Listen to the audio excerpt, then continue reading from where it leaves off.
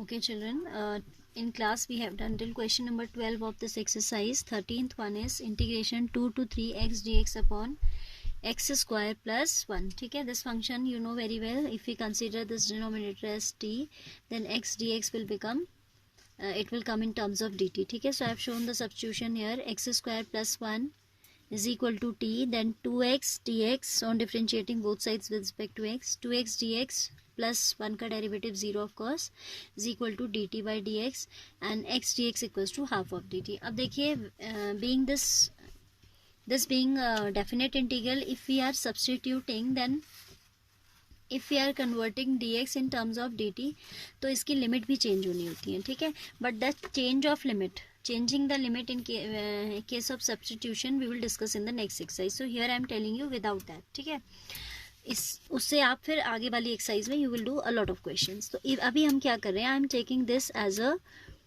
indefinite integral and I am simplifying it. ठीक है, तो this I am writing as 1/2 integration dt. I have taken only the integral without any limit. ठीक है, x dx upon x square plus 1, तो ये हो जाएगा half of dt upon t, that is equal to half of log t.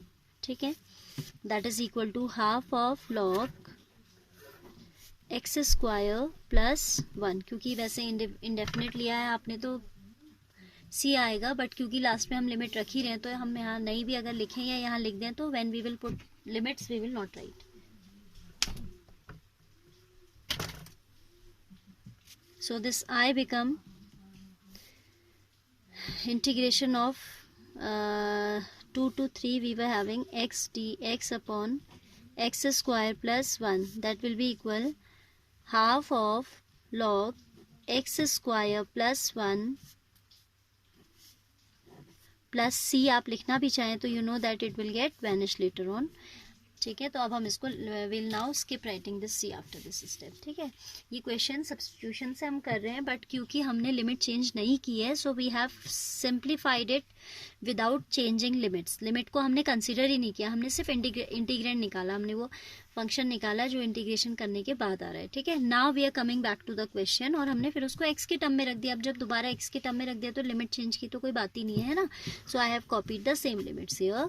तो half I can keep out as it is a constant. It will be log 3 square is 9 plus 1 10 minus 2 is 2 square is 4 plus 1 5, so it will be log 5, right? This will be half of log 10 upon 5, that is equal to half of log 2. ठीक है, और limit change हम क्योंकि अगले exercise में we have to do all the questions by that only, तो यहाँ मैंने डायरेक्ट बता दिया without changing the limit. So it should be the answer half of log 2.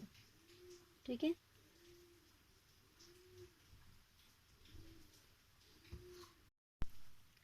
okay, see now 14th question. This is I is equal to this 2x plus 3 upon 5x square plus 1. ठीक है, इसमें भी आपके पास दो तरीके होते हैं करने के. One, changing limits that we are going to learn in the next exercise. तो यहाँ हम फंडामेंटल थ्योरम से ही करेंगे. We will solve the integral without considering these limits first. फिर हम उसमें लेटर ऑन लिमिट्स रखेंगे. Like I told you in class also today that if integration a to b f x d x हमें evaluate करना है, and suppose f x d x is equal to this capital F x, right? Then integration a to b f x dx जो हो जाता है that is equal to f b minus f a. आप function की value में पहले b x की जगह पे b रख देते हैं upper limit, and then you replace x by the lower limit, that is a. तो ये निकल आता है. तो here we are following this principle only. ठीक है, कि पहले हम इसे विदाउट लिमिट्स कैलकुलेट करेंगे and then we'll use the fundamental theorem that f b minus f a कर देंगे, right? So I am taking this as, you can observe that अगर हम इसे डायरेक्ट सब्सटीट्यूट करने की कोशिश करें, first of all we are copying I without any limit 2x plus 3 by 5x square plus 1. ठीक है, dx. अगर हम यहाँ पे ऐसी सब्सटीट्यूशन करने की कोशिश करें then we are able to observe that इसको t लेके ये न्यूमरेटर तो नहीं आने वाला है. So we should separate it out.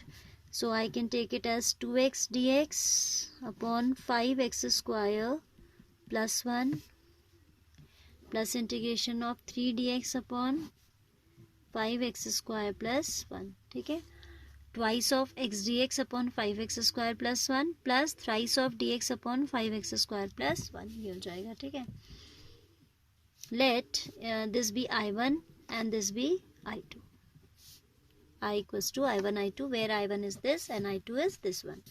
Taking I1 now, I1 is integration of 2x dx upon 5x square plus 1. So let 5x square, नीचे square है ऊपर लीनियर है तो सब्स्टिट्यूशन से आ जाएगा ना, plus 1 I take as t, then 10x is equal to dt by dx, और we can say 2x dx is equal to 1 upon 5 dt. yes or no, क्योंकि 2 यहाँ था तो मैंने सिर्फ 5 को ही राइट हैंड साइड में भेजा है. 10 we can break as 2 into 5 and this 5 I have sent to right hand side. तो I can write 2x dx equals to 1 upon 5 dt. So this is 1 upon 5 integration dt upon 5x square plus 1 को मैंने t consider किया है. तो this is equal to 1 upon 5 log t, that is equal to 1 upon 5 log 5x square plus 1. This is the value of I1 जिसको हम later on equation 1 में रखेंगे. Right, now we have to go for I2. I2 is 3 times dx upon 5x square plus 1. Right, so here if I want to use tan inverse identity, we have integration of tan inverse, integration of यहाँ पे लिख देते हैं, integration of dx upon x square plus a square we have as 1 upon a tan inverse x upon a. ये होता है ना. This formula we have integration of dx upon x square plus a square is equal to 1 upon a tan inverse x upon a. तो वो काम हम यहाँ कर रहे हैं. that I am taking this 3 as being constant, we can keep it out and 5 से हम divide कर दे रहे हैं because in this identity coefficient of x square should be 1. x square plus 1 upon 5 I am writing as 1 upon root 5 square. ठीक है.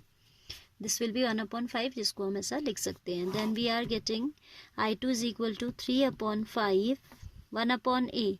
1 upon a, that means 1 by root 5 tan inverse x by 1 by root 5, that is equal to, ये इससे root 5 times cut जाएगा, 3 upon root 5 tan inverse under root 5 x. ठीक है. 5 ऊपर चला जाएगा, root 5 x ये हो जाएगी किसकी वैल्यू, I2 की वैल्यू. ठीक है. अब इन I1 और I2 को हम वापस रख देते हैं किसमें, इन इक्वेशन नंबर 1.